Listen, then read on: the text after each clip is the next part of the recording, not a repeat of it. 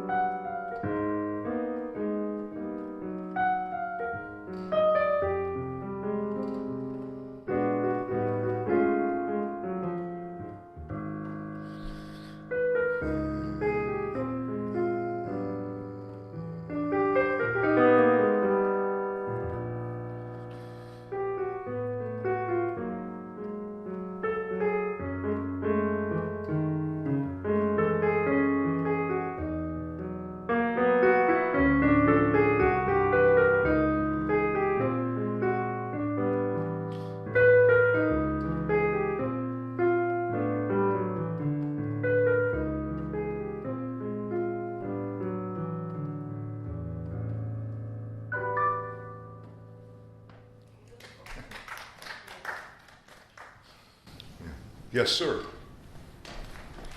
Where did it start? That? No, the jazz or your For me? music. Yeah, and, it's a two-part question. One is, where did your Good musical question. journey Well, start? I mean, I grew up in a family that went.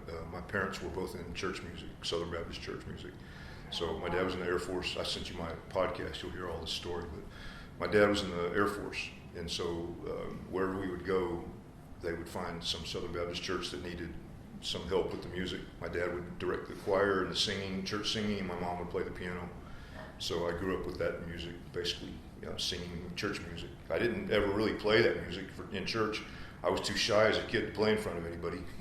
But my mom was really good at that kind of accompaniment, leading a church. I mean, a whole church singing, playing the piano, and my dad up there directing everybody and singing, and leading the choir. And so I started singing at an early age, and I sang.